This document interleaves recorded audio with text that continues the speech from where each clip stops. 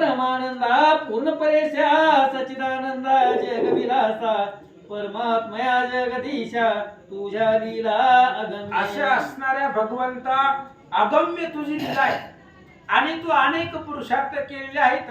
महाराज सांगतात मागील ध्यायी कथन झाले अश्वा मागे वीर चालले तयासी राजशरण आले कर भार घेऊन. पाठीमागच्या अध्यायामध्ये आपण कथा ऐकलेली आहे. घोडा निघालेला आहे पुढं, पाठीमाग असंख्य दळबार शत्रुघ्नाचं निघालेला आहे असं सांगतात. शेष म्हणे वासयना आता ऐके पुढील कथना जेणे करून तव मना अलग वाटे निशेष. शेष महाराज वत्सयन ब्राह्मणाला पाताळाच्या ठिकाणी सांगतायत ऐक पुढची कथा. जी कथा ऐकल्यावर तुझ्या मनाला आनंद वाटेल अशी रामकथा ऐका. सुवर्ण पत्रे सुशोभित हय गेला तेज पुरा प्रत तेथील राजा पुण्यवंत सत्यवान म्हणती जया.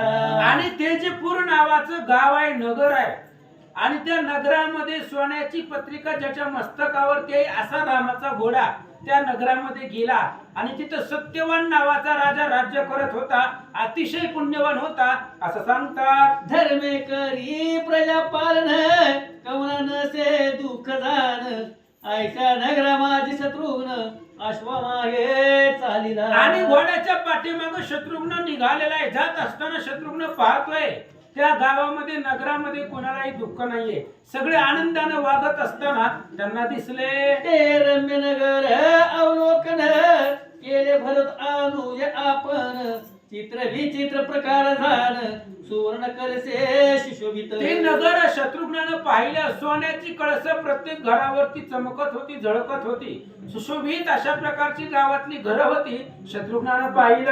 सहस्रावधी देवालय असती सकळ ही मनी मैशोभती कळस कनकाचे प्रकाशती पाहता मन उल्हासे. त्या गावामध्ये हजारोपेक्षा जास्त मंदिरं होती आणि सगळी मणिमय रत्नानं सजवलेली होती. कळस सोन्याचे होते असं सांगतात. भागीरथेचे उदक वाहत तटी संन्यासाचे मठ शोभत मंजुळ वाणी पक्षी बोलत नाना परीक्षावरी. भागीरथीचं पाणी वाहत होतं आणि त्याच्या तट्यावरती संन्यासांची मठ होते. त्या नदीच्या किनाऱ्यावरती मंजुळ अशा प्रकारचे पक्षी बोलू लागले. हंस कारंडक आदी करून मयूर रावे कोकिळा जाण ऐसा पक्षी शोभायमान ठाई ठाई क्रीडती. हंस आहे, कारंडक आहे, अशा प्रकारचे वेगवेगळे पक्षी त्या सरोवराच्या किनाऱ्याला लीला करत होते. ऋषी करोनी स्नानासी तिरी बैसती ब्रह्मकर्मासी मुद्रा लावून यमानसी राघव ध्यान करी. सगळे ऋषी ते असणाऱ्या सरोवराच्या किनाऱ्यावरती सकाळ सकाळी ध्यान करत बसलेले होते असं पाहिलं. ब्राह्मणाच्या ग्रहणातून अग्निहोत्रे नित्य दिन तेने धुमरे भरले गगन शोभायमान दिसत. ब्राह्मणाच्या प्रत्येक घरामधून अग्नी त्या ठिकाणी होम हवन होत होता, त्यामुळे आकाश दुमदुमून गेला. ऐसे अवलोकिता नगर आनंदला दशरथ कुमार सुमती प्रतिमने सुंदर हे नगर कोणाचे. मग अशा प्रकारचं भव्य दिव्य नगर पाहिलं. शत्रुघ्नाला आनंद वाटला.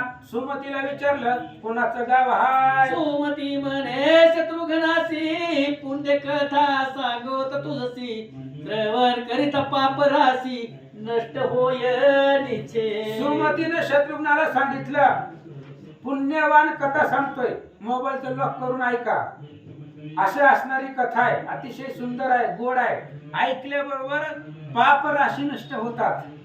आपल्याकडे पापच नाही म्हणा, कारण आपण रोज रामायणातली माणसं आहे. त्याच्यामुळं जी काही कल्मश दुरित असतात ती संपत आहेत असं सांगतात. या नगरीचा अधिपती तयाची भगवंती असे प्रीती पुण्य मार्ग आचरण्याची धन्य धन्य तो असे. या नगरीचा जो राजा आहे तो राजाचं प्रेम भगवंतावरती आहे, भगवंतावरती त्याची भक्ती आहे, त्याच्यामुळं सगळं गाव धन्य आहे. सुमती सांगू लागला येणे या गदी कर्म करून जोक आसे निष्ठावान जीवन मुक्त तया लागून सगळं जन म्हणती पै. आणि मग योग याग भावाने सगळे कर्म होत होती, सगळे लोक ते असणाऱ्या राजाला धन्यता देत होते. याचा पिता ऋतुंभर तोही निष्ठावंत थोर करुणी अवृत्य समग्र गोपूजन त्याने केले. आणि या सत्यवानाचा मुलगा वडील ऋतुंबर नावाचा राजा होता,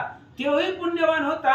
अनेक यज्ञ धर्म त्याने केले होते. तिने होऊन सुप्रसन्न पुत्ररत्न दिले जाण तोची हा नाम सत्यवान निष्ठावंत पित्याहुनी. आणि तोच असणारा त्या ठिकाणी हा जे काय ऋतुंबर नावाचा असणारा महाराज आहे, राजा आहे, त्याचा मुलगा सत्यवान आहे, वडिलासारखाच पुण्यवान आहे असं सांगतात. ऐसे ऐकता भाषण मागुती पूसे शत्रुघ्न तो ऋतुंबर राजा कवन काय कारण गोपूजी. आणि त्यावेळेस त्याने विचारलं, सुमतीने सांगितलं हे ना गायची पूजा केलेली आहे.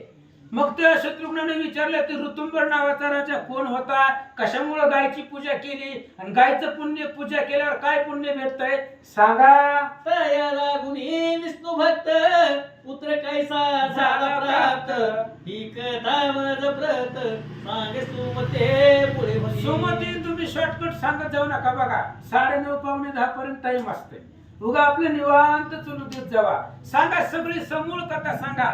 त्या राजाने एवढं काय पुण्य केलं आणि विष्णू भक्त त्याच्या पोटाला कसा आला सांगा. सुमती म्हणे शत्रुघ्नासी पूर्वकथा सांगत तुझसी ऋतुंभर रायासी स्त्रिया बहुत पै होत्या. आणि सुमतीने सांगायला सुरुवात केली, महाराज ऐका तुम्हाला पूर्वीची कथा सांगतो. आता राजा कोण आहे, सत्यवान आहे, तर त्याच्या बापाची कथा तुम्हाला मुळापासून सांगतो. ऋतुंबर नावाचा राजा होता या नगरीमध्ये आणि त्याला अनेक स्त्रिया होत्या. काय झालं, परी नाही पुत्र संतान म्हणून राजा सदा उद्विग्न कोणे एक समय जाण भाग्य फळले तयाचे. त्या राजाला अनेक स्त्रिया होत्या पण संतान नव्हतं म्हणून तळमळ वाटत होती.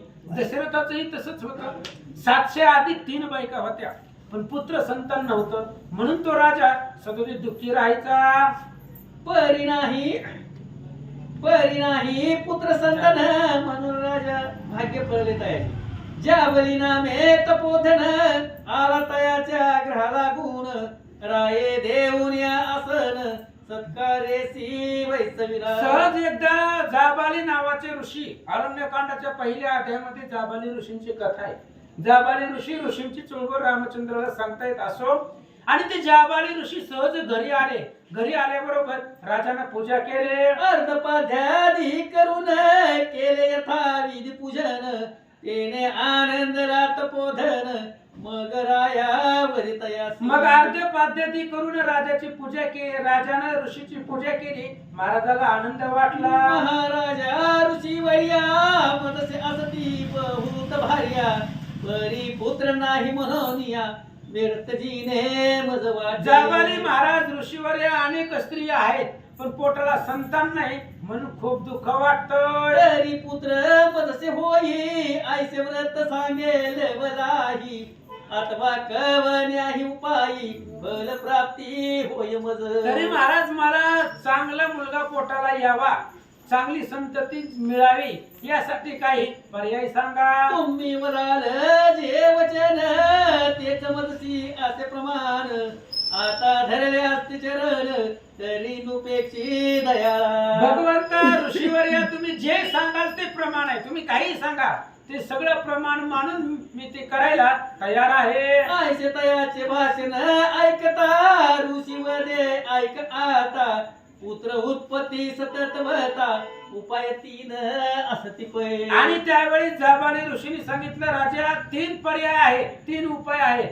3 उपायामध्ये कुठला बी एक उपाय केला की मुलं होतात. मग कोणता उपाय, एक विष्णू प्रसाद करून दुसरा गोसेवने जाण अथवा शंकर आराधने विन न होय संतान राजेंद्र.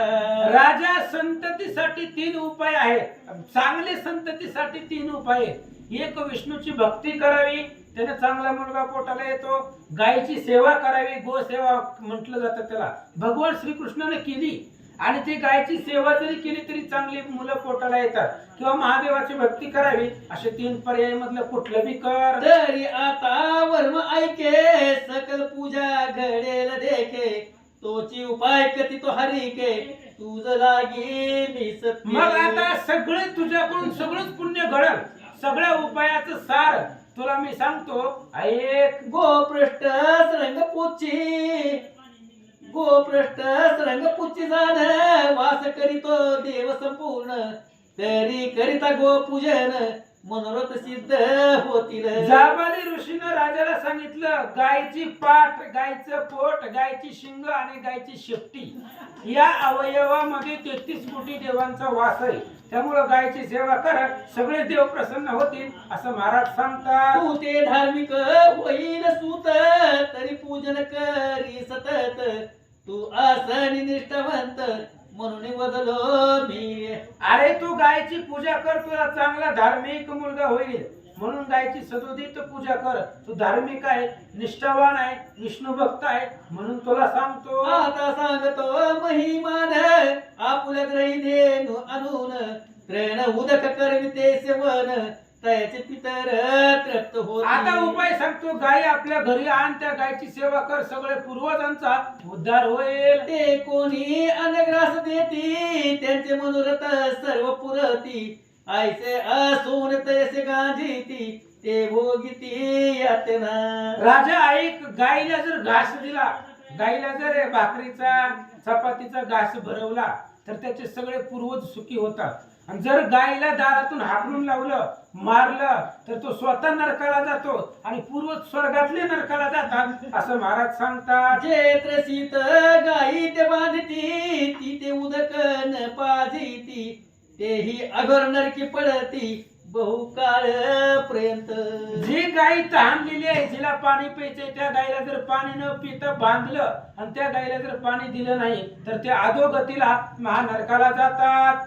जे कोणी अन्न ग्रास देती त्याचे मनोरथ सर्व पुरती ऐसे आसून तैसी घालिती ते भोगिती यातना. जे त्रसत गाई ते बांधते कन्या विवाह नसे झाला ती पितृग्रही होती रजस्वाला पितया ते नरक वहिला भोगणे लागे निश्चयी. जयाचे आग्रहा माधारी देव पूजन होय संवत्सरी तो म्हणावा अनाचारी कैसा तरेल न कळे पै. दिनुग्रन खात असता ती जो मारी तत्वता तयाचे पितर अधपाता तत्काळ जाण पावती. गाय जर गवत खात असेल किंवा काय असणारा चारा खात असेल आणि त्या जर गायीला मारलं, तिला जर हाकलून लावलं तर त्याचे पूर्वज नरकाला जातात असं सांगतात. तैसे सत्ये लागून जोडे करी ताडन येम तयाचे हस्ते तोडून रवरव नरकी तया. गाय जर चारा खात असेल आणि तिला जर हाताने मारलं तर यम त्याचे हात तोडतो असं सांगतात. देणू लागी प्राणी दंशिती तयासी जो वारी हाती तयाचे पितर आनंदती उद्धार होईल म्हणून. गायला जर एखादा प्राणी दंश करण्यासाठी किंवा दुसरा प्राणी मारण्यासाठी धावला आणि एखाद्या व्यक्तीने जर त्या गायीला वाचवलं तर पूर्वज त्याच्या आनंदात असं सांगतात. ज्यावाली म्हणे रायासी याविषयी कथा तुझसी सांगतो तरी परयेसी एक चित्ते करुणिया. म्हणून जाबाली ऋषीने सांगितलं, एक तुला गोष्ट सांगतो, ह्या गायीचं पुण्य किती आहे, एक कथा सांगतो जी घडलेली आहे ती ऐक असं सांगतात. कवने एके काळी जाण जन कराय आपण योग्याभ्यास करून प्राणोत्क्रमण पावला. एक दिवस असं झालं, तो असणारा जनक राजा असणारा भगवंताचा सासरा आणि तो आपला योग अभ्यास करून अंतकाळ त्याचा जवळ आला आणि तो स्वर्गाला गेला. तया लागी न्यावयासी विमान पातले भूतळासी तया माझी बैसून जनकासी स्वर्गी गमन करती पै. आणि त्या जनक राजाला घेऊन जाण्यासाठी एक विमान आलं, त्या विमानामध्ये बसवलं, स्वर्गाला निघाला. जात असता ते विमान मार्गी लागले यमस्थान संयमी नदीच्या समीप जाण विमान जेव्हा पातले. आणि जनक राजा विमानातून निघालेला आहे पण राजाचा रस्ता बदलला. स्वर्गातच जायचा होता. राजा पुण्यवान आहे, जिथं जावाई भगवंत आहे त्याला काय कमी आहे, त्याच्यामुळे तो स्वर्गाला निघाला होता. पण जरा वेगळ्या मार्गाने त्याचं असणारं विमान निघालं. जाताना यम नगर लागला आणि यम नगरामधून जात असताना संयमिनी नदी आहे. त्या नदीमध्ये रक्त पू अनेक प्रकारचे असणारे नरपापी लोकांना त्रास देण्यासाठी ती नदीची निर्मिती केलेली आहे. आणि त्या नदीपासून जनक राजा जात असताना काय झालं, ते होते नरकस्थान प्राणी यातना भोगी तिरारून जनकाच्या अंगावरून आला पवन तयावरी. जनक राजा त्या नरकापासून चाललेला होता आणि त्या संयमिनी नदीमध्ये अनेक प्राणी यातना भोगत होते, त्यांना दुःख होत होतं. आणि जनक राजा जात असताना जनकाचा जो वारा आहे, अंगातला वारा किंवा त्याच्या असणारा वारा विमानाचा त्या पापी लोकांच्या अंगावर आला. तो स्पर्शता प्राण्यासी अत्यंत सुख झाले पर्येसी म्हणती कोणी पुण्यवंत स्वर्गासी या मार्गे चालिला. जनक राजा स्वर्गाला जात असताना त्याच्या अंगाचा वारा नरकातल्या पापी लोकांना लागला. त्यामुळे त्यांच्या शरीराला सुख वाटलं आणि त्यांनी विचार केला कोण पुण्यवान आहे, या मार्गाने स्वर्गाला कसं निघाला. विमान जाता तेथून पुनरप दुःख झाले दारुण म्हणून या हस्त जोडून धावती प्राणी तया मागे. जनक राजाचं विमान थोडं पुढे गेले की पुन्हा दुःख त्यांना प्राप्त झालं, म्हणून त्यांनी जनक राजाचं विमान अडवलं. तया विमाना पाशी येती जनकरायसी प्रार्थना करीती हे पुण्य पुरुष आम्हा प्रती तव अंगवाते सुख झाले. आणि मग जनक राजाला प्रार्थना केली, महाराज तुमच्या अंगाचा वारा आमच्या अंगावरती लागला तरी आम्हाला एवढं सुख झालं असं सांगतात. तरी ऐसे सदोदित आम्हाशी व्हावे सुख प्राप्त हेच मागण्यास तुझं प्रत देई कृपा करुनिया. म्हणून आता आमच्यावरती कृपा करा, तुमच्या अंगाचा वारा लागला तरी सुख झाले, मग तुमच्या हातात आहे आमचा उद्धार करायचा, करा. ऐकून तयाचे वचन द्रवल जनकाचे अंतकरण मागे फिरविल विमान तया लागे आश्वासुनी. मग त्यांचं बोलणं ऐकलं, जनक राजाला दया आली. जनकासी भूत दया भारी, भूत दया प्राणी मात्रावरती दया येत होती जनकाला, म्हणून जनकानं स्वर्गात जाण्याचं कॅन्सल केलं, विमान महागारी फिरवलं. म्हणे जरी सुख होय तुम्हा तरी स्वर्ग येतेच आम्हा आपण जात सुख धामा दुःख तुमसी म्हणत. जनक राजाने सांगितलं मी स्वर्गात जायचंच नको, कॅन्सलच करतो. अरे जर तुम्हाला सुख वाटत असेल तर जिथं दुसऱ्याला सुख वाटतं तिथंच आमचा स्वर्ग आहे. जनक राजाचं वाक्य आहे का, जिथं जर दुसऱ्याला सुख वाटत असेल तर तीच आमचा स्वर्ग आहे. मग ती नरक असलं तरी स्वर्ग आहे, पण दुसऱ्याच्या जीवाला सुख होतं. तुम्हाला सुख वाटतंय ना, मी इथंच राहतो. तरी राहतो येच स्थानी दुःखी न व्हावे तुम्ही प्राणी ऐसे ऐकत आनंदोनी धन्यवदती जीवते. मग जनकाने सांगितलं तुम्हाला जर सुख होत असेल, एका माझ्या इथं एकट्या राहण्यामुळं तुम्हाला जर आनंद वाटत असेल तर मी इथंच राहतो असं म्हटल्याबरोबर त्या असणाऱ्या लोकांना आनंद वाटला. श्री गणेशाय नमः, श्री पांडुरंग नमः, श्री प्रभु रामचंद्राय नमः. म्हणे जरी चूक होय तुम्हा तरी स्वर्ग येतेच आम्हा आपण जाता सुखधामा दुःख तुम्हासी आणतसा म्हणतसा तरी राहतो येते स्थानी दुःख दावा तुम्ही प्राणी ऐसे ऐकता आनंदोनी धन्यवदनी जीवते. काही दिन जनक राहिला यम धर्म पातला प्राणा लागी आनंद देखिला तेने वाटले आश्चर्य. जनक राजा तिथंच राहिले, लोकांना सुख वाटलं. यम चक्कर मारायला आला नरकामध्ये.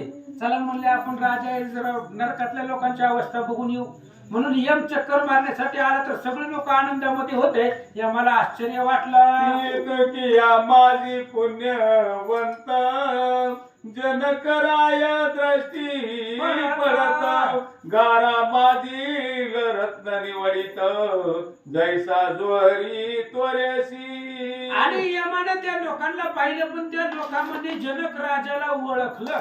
यमानं जसं गारामधून रत्न हुडकतो परीक्षक जोहरी, तशा पद्धतीने त्या सगळ्या पापी लोकांमधून जनक राजाला यमानं ओळखलं. कैसे ओळखोनिया तयासी यम भेटे सत्वरसी. हास्य करोनिया वचनासी काय बोले ते ऐका. आणि लगेच यमानं ओळखलं आणि जनक राजाला भेटले, हास्य केलं यमानं. आणि जनक राजाला विचारलं, महाराज इकडं कस काय? म्हणे ये संत शिरोमणी राया काससी स्थानी पुण्यवंतासी स्वर्ग भुवनी स्थान आसे नेमिले. यमाने विचारलं, महाराज तुम्ही इकडे कस काय आला? म्हणले, तुम्ही संत शिरोमणी आहात, तुम्ही रामचंद्राची सेवा केलेली आहे, त्यांची भक्ती केलेली आहे, आणि जे जे रामाचे भक्त आहेत त्यांच्यासाठी स्वर्ग आहे. मग हे नरकामध्ये तुम्ही कस काय आला? सांगा. येते कवने तुझ लागून आनोनी दाविले स्थान. हे पापी जनाचे सदन यातना दारुण असती येते. आणि जनक राजाने विचारलं, महाराज हे तुम्ही इथं आला कस काय? म्हणले, तुम्ही स्वर्गाला यायला पाहिजे होतं, मग हे नरक आहे, पापी लोकांचं स्थान आहे, तुमच्या योग्य नाही. जे दुजियाचा द्रोह करीती आणि अपवाद ठेवीती परधनाचे हरण करीती पती व्रतेशी छेडीती. इथं कोण राहते महाराज? जे असणारा चोऱ्या करतात, परिस्थितीचा त्रास देतात, परधन चोरतात, पापी लोकांचं स्थान आहे, तुमच्या योग्य नाही. मित्राशी धन लोभे करून क्षण मात्रे फसविती जाण. ऐसे जे का पापी जन तया लागुनी नरक हा. त्या लोकांसाठी हा नरक आहे, जे मित्राला धनाचं मिश देऊन फसवतात, परस्त्रीकडे पाहतात, अशा लोकांसाठी नरकाला मध्ये जागा आहे. तुम्ही कस काय आला? जे प्राणी म्हणे करुण अथवा वाणीने जाण किंवा उपहासे तरी विष्णू स्मरण न करीती कदापि. नरकामध्ये कोणची लोक जातात? ज्यांचं मुख किंवा जे कधी भगवंताचं स्मरण करत नाही. उपहासानं म्हणजे नाव ठेवून का होईना, पण नाव ठेवण्याच्या निमित्तानं जरी देवाचं स्मरण केलं तरी पुण्य आहे. जयाची जीवन घे नाम तुझा नावा पूर्ण धम. ऐसे प्रणयासी धाम दुःख द्यावया नेमिले. ज्याची जीवा भगवंताचं स्मरण करत नाही त्याच्यासाठी नरक आहे असं सांगतात. तू पुण्याचा मेरू आढळ धर्म उपासनेचा तू अचळ क्षमादयांचा सागर केवळ अति निर्मळ जगा माझी. तू नेमिले स्वर्ग भुवन उपभोगते सुख करोन काळ का घालवीसी येते राहो न माझा आश्चर्य वाटत से. महाराज मला आश्चर्य वाटतंय, स्वर्ग तुमच्यासाठी आहे, मग नरकामध्ये का राहता सांगा.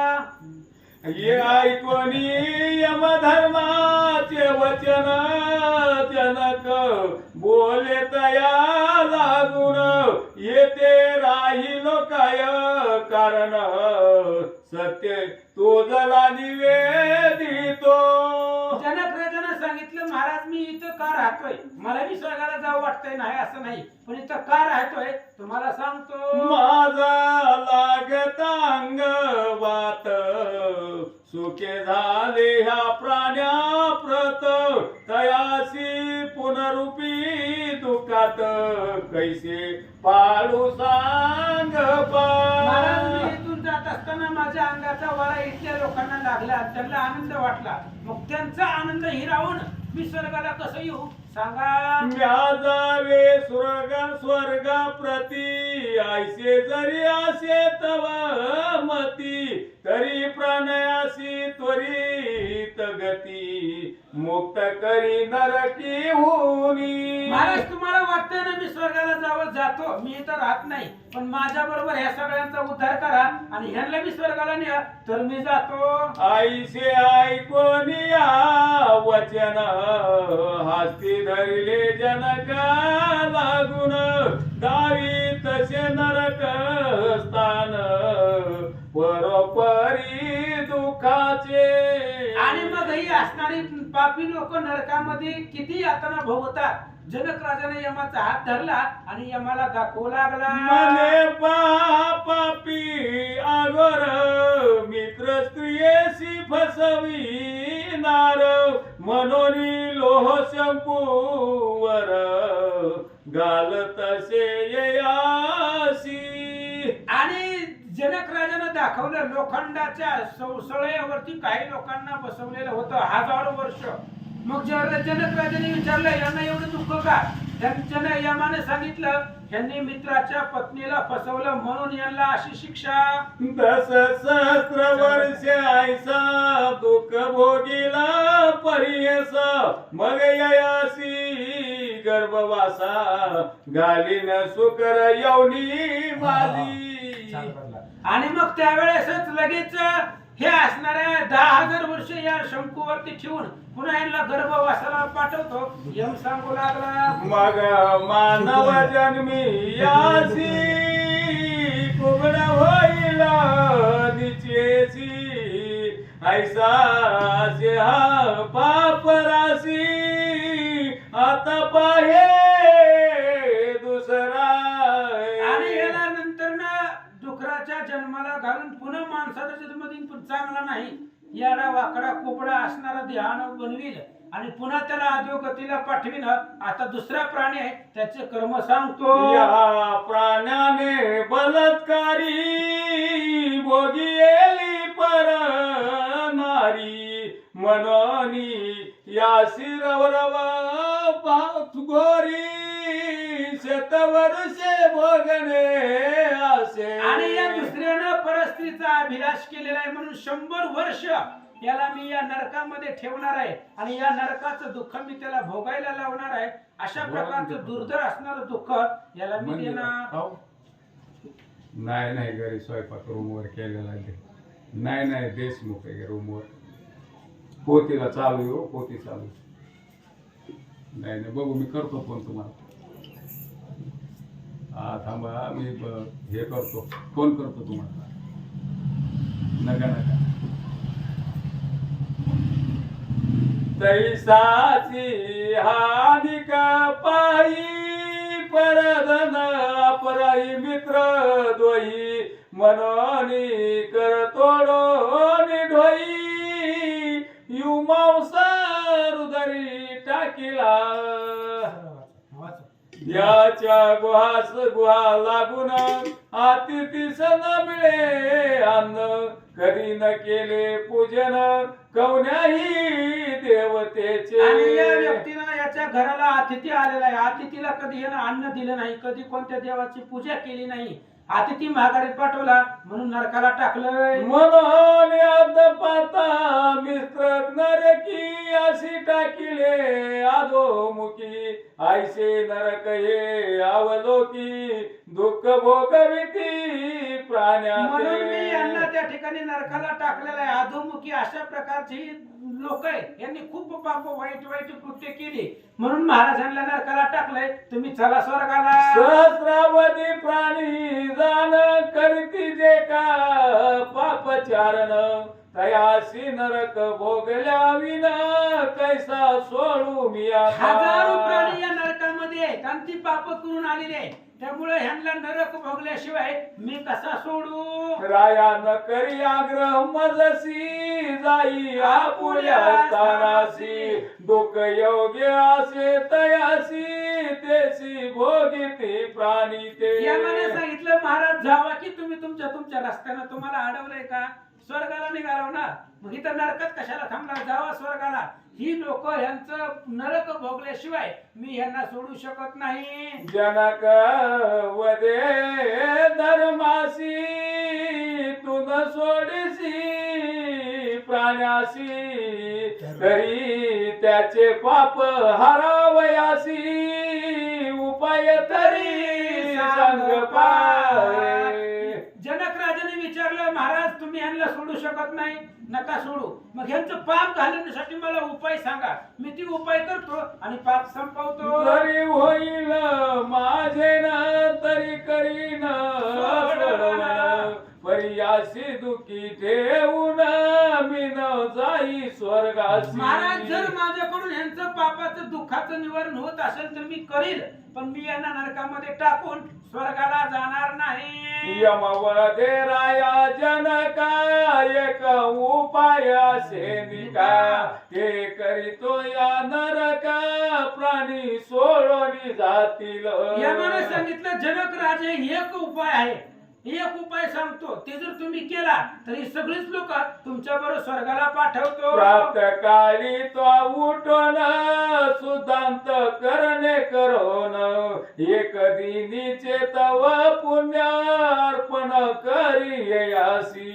आणि यमाने सांगितलं, ह्या सगळ्या लोकांचा उद्धार व्हावा, नरकातून बाहेर निघावे असं वाटतंय महाराज, तुम्ही काय करा, तुमच्या आयुष्यातले फक्त एक दिवसाचं पुण्य द्या, कोणत्या बी एका दिवसाचं, कारण तुम्ही खूप पुण्यवान आहे, त्यामुळे तुम्ही कोणत्या बी एका दिवसाचं पुण्य जर ह्या लोकांना अर्पण केलं तर ही लोक स्वर्गाला जाते. दया पुण्य हे नरक वासी सकळी पावती मुक्तीसी, ऐसे ऐकता जनक मानसी आल्हाद बहु वाटला. जनक राजाला आनंद वाटला, एक दिवसाचं पुण्य द्यायला काय अडचण आहे, त्याच्यामुळं अहो ह्यांना जर सुख वाटत असेल तर सगळेच पुण्य देतो.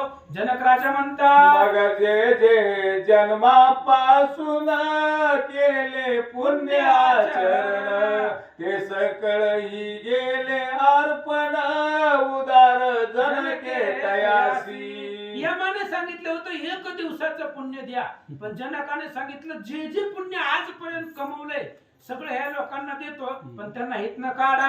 दरिद्रासी लादला चिंतामणी किंवा कामधेनु पातली सदनी, ऐसे झाले प्राण्या लागुनी जनके पुण्य अर्पिता. जनक राजाने पुण्य अर्पण केलं, दरिद्र्याला त्या ठिकाणी चिंतामणी मिळावा, तशा प्रकारची अवस्था नरकातल्या लोकांची झाली होती. दिव्य देह झाले तयाचे मग जानकी शिवर्णी दिवाचे, तुवा दुःख नासिले आमुचे उदार दयाळू धन्य. मग दिव्य देह त्यांचे झाले, त्यांचा जो नरकाचा त्रास होता तो चुकला आणि जनक राजाची स्तुती करू लागले. तू आससी महासागर आम्ही सरिता वळंगलो अपार, साठवण देवोनी उदर निर्भय केले महाराज तुम्ही आमुचे. खूप उदार आहेत, महासागर आहेत, आम्हाला सगळ्याला त्या ठिकाणी आनंद दिलेला आहे, नरकातून बाहेर काढलं. लोक म्हणतात, कल्पवृक्षा परिस अधिक आमुते देशी तू हरिक, किंचित सुख मागता देख मुक्त करिसी आम्हासी. तुझ सदा सो कल्याण ऐसे वदताले विमान, बैसले तया माझी जाऊन स्वर्गी गमन करावया. जनक राजाने पुण्य अर्पण केलं, बरोबर विमान त्यांना न्यायला आलं. नरकातले सगळे लोक त्या संयमिनी नदीमध्ये जी त्रास भोगत होते विमानात बसले आणि जनक राजाच्या सोबतीला नरक स्वर्गाला निघाले. पण जनकाला प्रश्न पडला, कोणता? आता पुढीला द्याई जाण जनक पोसेल यमाला, मी काय पुण्य केले म्हणून ते अर्पिता प्राणी तरले. आणि त्यावेळेस जनक राजाने यमाला विचारणार आहे पुढच्या अध्यायामध्ये, म्हणले महाराज मी असं काय पुण्य केलं होतं की त्याच्यामुळे ह्या सगळ्या लोकांचा उद्धार झाला, ती जे मी पुण्य केलंय ती मला सांगा. यम धर्म देईल तयासी उत्तर, ती कथा ऐकता सादर, पापे जळतील धुरंदर क्षण मात्रेन लागता. आणि मग लगेच विचारलं आणि सांगितलं, म्हणले महाराज ऐका सांगतो, पुढच्या अध्यायामध्ये यम त्यांना उत्तर देणार आहे की ज्या पुण्यानं ही लोक नरकाला गेली ते पुण्य सांगतो. दया घन रामचंद्र निर्मळ शांत उदार दत्तदास अनन्य चकोर स्वानंदामृत सेवितसे. इति श्री पद्म पुराणे पाताल खंडे शेषवाच्यायन संवादे रामाश्वमेधे नरकस्तन प्राणी मोचन पुंडलिक राम